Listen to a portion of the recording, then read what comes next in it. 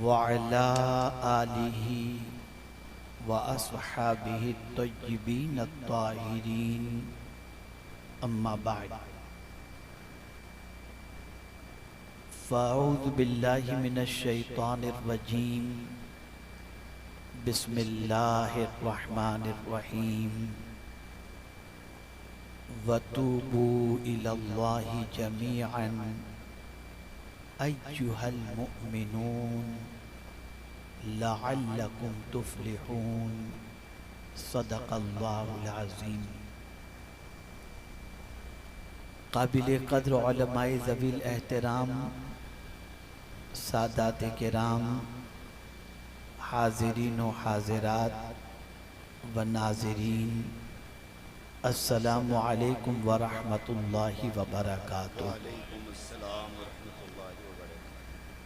मेरे प्यारे आका सल्लल्लाहु ताला अलैहि वसल्लम के प्यारे दीवानों, जिस आये करीमा की तिलावत का मैंने शर्फ हासिल किया,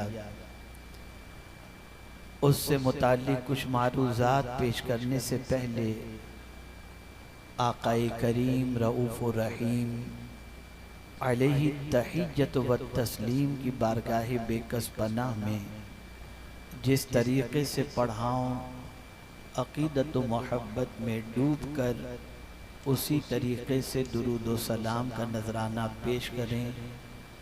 अस्सलातु वस्सलामु अलैका या रसूल अल्लाह, अस्सलातु वस्सलामु अलैका या हबीब अल्लाह, अस्सलातु वस्सलामु अलैका या नबी अल्लाह, अस्सलातु वस्सलामु अलैका या नूर अल्लाह व अला आलिका व अस्हाबिका या हबीब अल्लाह सल्लल्लाहु ताला अलैहि वसल्लम। मेरे प्यारे आका सल्लल्लाहु ताला अलैहि वसल्लम के प्यारे दीवानों, एक जवान खतीब से जवान खिताब आपने समाअत फरमाया और बहुत सारी दीनी मालूमात में इजाफे के साथ साथ जैसा कि मुझे बताया गया कि आप में से बहुत सारों ने जहेज़ के मुतालबे के सिलसिले में न करने का अहद किया। अल्लाह रब्बुल इज़्ज़त जल्ल जलालहू आप सबको इस्तिक़ामत नसीब फरमाए। मेरे प्यारे आका सल्लल्लाहु अलैहि वसल्लम के प्यारे दीवानों, इस वक्त सबका दिल घबराता है। कहीं किसी को सुकून, इत्मीनान, चैन नजर नहीं आता। डर भी लगता है, बेचैनी भी महसूस होती है, घबराहट भी होती है, सुकून की नींद भी नहीं आती और एक अजीब सी कैफियत से आज का इंसान दो चार है। इंसान ये तसव्वुर करता है कि ये बेचैनी की वजह क्या है, तो कभी डॉक्टर के पास चला गया, कभी किसी बुजुर्ग के पास चला गया, कभी किसी के पास, कभी किसी के पास जाकर वो अपनी बेचैनी और बेकरारी के सिलसिले में अर्ज करता है। तो कहीं नींद की गोली मिल गई, कहीं कोई विक्स बाम मिल गया, कहीं कोई और ऑइंटमेंट मिल गया कि सर में लगा लो तुम्हें नींद आ जाएगी, ये पानी पी लो तुम्हारी घबराहट दूर हो जाएगी, ये पानी पी लो तुम्हारी बेकरारी दूर हो जाएगी। लेकिन कभी हमने ये जानने की कोशिश नहीं की कि आखिर इस बेकरारी की वजह क्या है, इस बेचैनी की वजह क्या है, इस डर की वजह क्या है, इस कमज़ोरी की वजह क्या है। ए रसूल आज़म सल्लल्लाहु अलैहि वसल्लम के दीवानों, इसकी सबसे बड़ी वजह यह है कि इंसान अपने दामन को जब गुनाहों से आलूदा कर लेता है और उससे गुनाह सरजद हो जाता है तो अल्लाह उसके सीने से सुकून को छीन लेता है, उसकी जिंदगी से करार को छीन लेता है, उसकी तबीयत से इत्मीनान को छीन लेता है। लेकिन वो करीम उस बंदे को मुस्तकिल इस नेमत से महरूम नहीं रखता, न बेचैनी के अंदर मुस्तकिल गिरफ्तार रखता है। परवरदिगार ने तिरयाक अता फरमाया, इलाज अता फरमाया और फरमाया वतूबू इलल्लाहि जमीअन अय्युहल मुमिनून। तौबा के सिलसिले में फरमाया, ए ईमान वालों तुम सब मिलकर अल्लाह की बारगाह में तौबा करो ताकि अल्लाह तुम्हें कामयाबी अता फरमाए। आप मुझे बताइए, बर्तन अगर गंदा हो और उस गंदे बर्तन के अंदर बिरयानी रखी जाए, कोई खाने के लिए तैयार नहीं होगा। गंदे बर्तन के अंदर अगर रोटी रखी जाए, कोई खाने के लिए तैयार नहीं होगा। हमारा वजूद गुनाहों में डूबा हुआ है, सरतापा अल्लाह की नाफरमानी में हम जिंदगी गुजार रहे हैं। और उसके बाद अगर हम देखें तो नमाज पढ़ते हैं लज्जत नहीं मिलती, रोजे रखते हैं लज्जत नहीं मिलती, उम्रा करते हैं लज्जत नहीं मिलती। सिचुएशन ये है कि तिलावत कुरान मुकद्दस करते हैं लेकिन लज्जत नहीं मिलती, इसलिए कि हमारे दिल पर, हमारे वजूद पर, हमारे दामन पर गुनाहों के बहुत सारे धब्बे लगे हुए हैं। ऐ रसूल आजम सल्लल्लाहु अलैहि वसल्लम के दीवानों, याद रख लो, आज अगर हमने तौबा नहीं की, आज अगर अल्लाह की बारगाह में हमने माफी नहीं मांगी, परवरदिगार जल्ल जलालहू मरने के बाद अगर कोई तौबा के बारे में अल्लाह की बारगाह में अर्ज करेगा, मौका नहीं दिया जाएगा। आइए एक वाकया मैं आपके सामने अर्ज करूं ताकि आप समझ सकें। मेरे प्यारे आका सल्लल्लाहु अलैहि वसल्लम के प्यारे दीवानों, एक बुजुर्ग शहर में घूम रहे थे और लोगों से चिल्ला चिल्ला कर कह रहे थे, लोगों अल्लाह से सुलह कर लो, लोगों अल्लाह से सुलह कर लो, लोगों अल्लाह से सुलह कर लो। लेकिन कोई इंसान समझ नहीं पा रहा था कि बुजुर्ग के कहने का मकसद क्या है।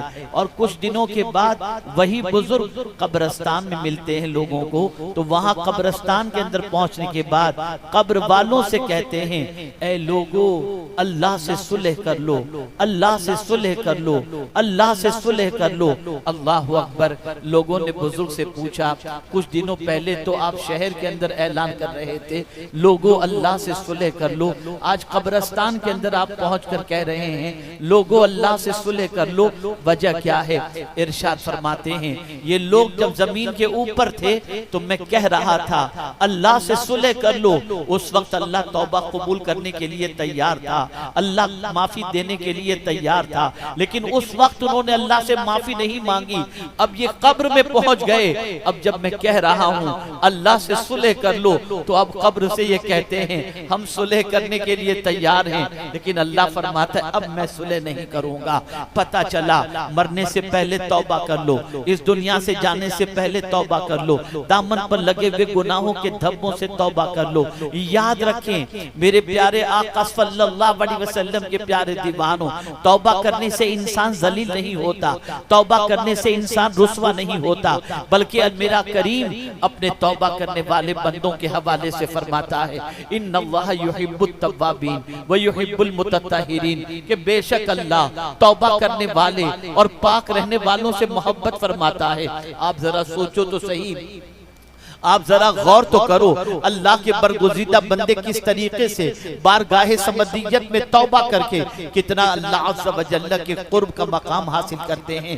आज का इंसान कभी कभी ये सोचता है बहुत गुनाह कर लिए यार, अब क्या सुधरेंगे, चलो चल रही है चलने दो, और गुनाह कर लो, पता नहीं अल्लाह माफ करेगा कि नहीं करेगा, चलते रहना चाहिए, गुनाह करते रहना चाहिए। तो मैं आपको एक चीज अर्ज़ करूं, ये तसव्वुर ज़हन से निकाल दो, याद रखना अल्लाह की पकड़ बड़ी सख्त है, अल्लाह की गिरफ्त बड़ी सख्त है। आज तौबा कर लो, अगर आज तक दामन पर बेशुमार गुनाहों के धब्बे लगे हैं तो आज अल्लाह की बारगाह में तौबा कर लो, अल्लाह गुनाहों को माफ फरमा देगा। आप जानते हैं बड़ी बड़ी खताओं को माफ फरमाने के बाद बड़ी बड़ी खताओं के मुर्तकिब जब सच्ची तौबा कर लेते तो अल्लाह उन्हें कितना ऊंचा मकाम अता करता।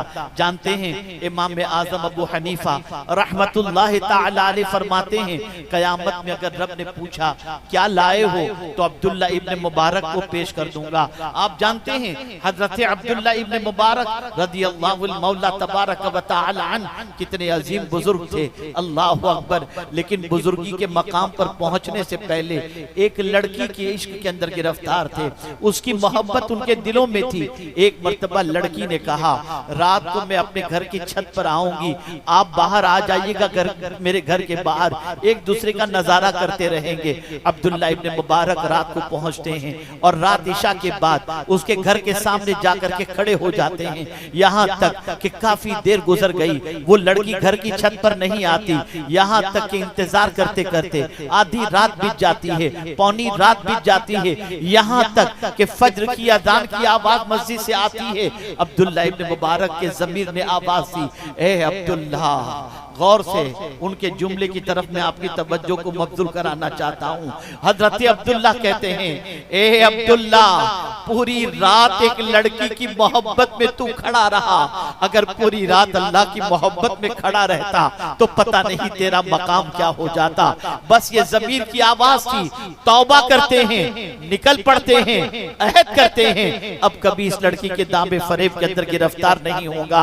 अल्लाह की मोहब्बत का चिराग रोशन हो चुका था।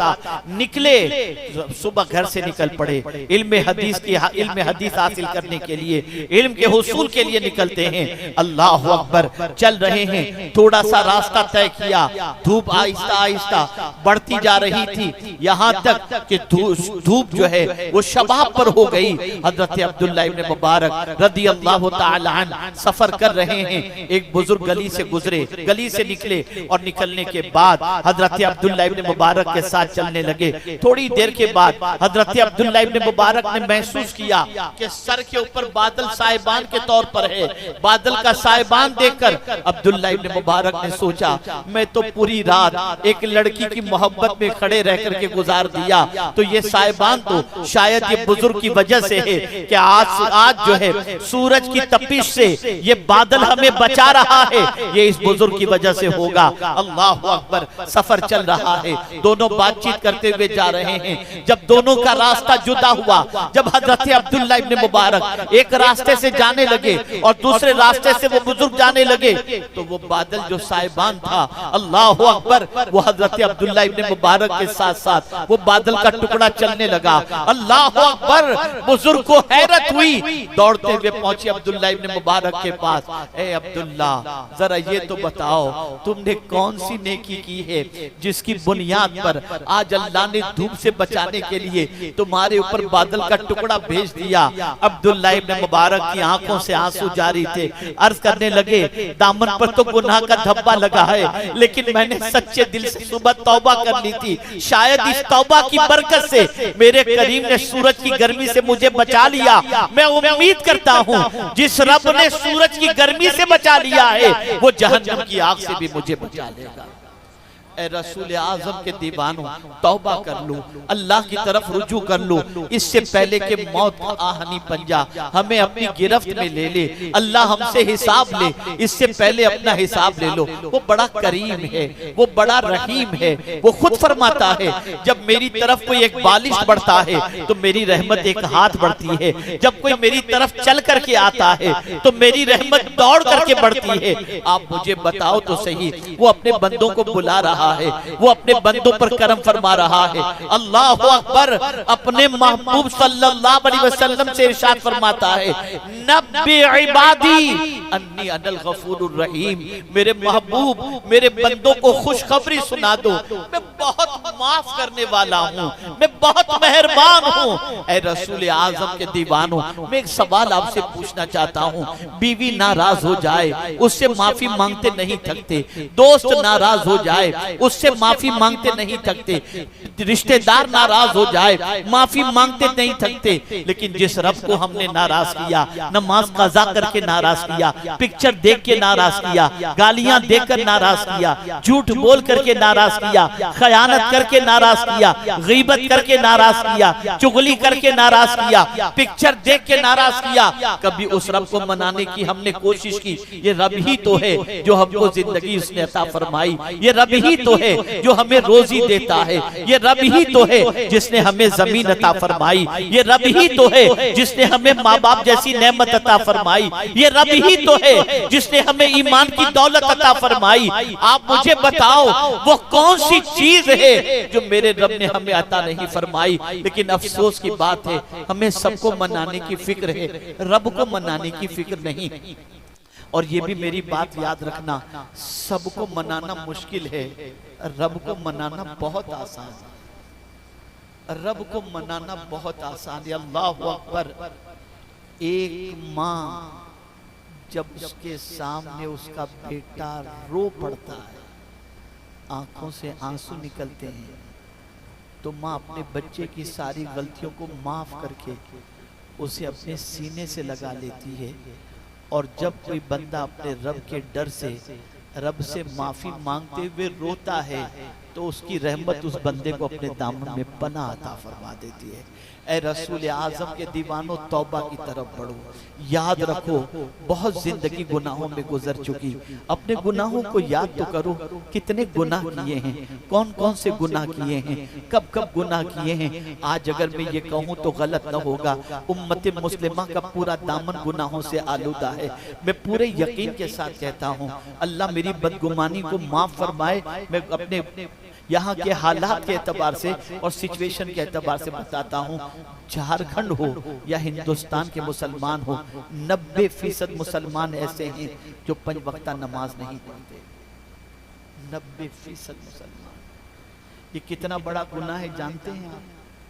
सैयदना फारूक आजम रज़ी अल्लाह तआला अन्हु के दौरे पाक में एक बुढ़िया जो खुद मेहनत करती थी और मेहनत की कमाई खाती थी, वो एक बार सुबह को निकली, मेहनत की, कुछ कमाया, उससे तेल खरीदी, तेल खरीद करके वो घर की तरफ लौट रही थी, ठोकर लगी, हाथ से तेल गिर गया, जमीन के अंदर जज्ब हो गया। आई फारूक आजम के पास, अमीरुल मोमिनीन मेरा तेल मेरे हाथों से गिर गया और जमीन के अंदर जज्ब हो गया, अमीरुल मोमिनीन मुझे मेरा तेल चाहिए। फारूक आजम ने फरमाया बैतुल माल से इस बुढ़िया को तेल दे दिया जाए। बुढ़िया कहती है अमीरुल मोमिनीन मुझे बैतुल माल वाला तेल नहीं चाहिए, मुझे तो मेरा वही तेल चाहिए जो मैंने मेहनत से कमाया था।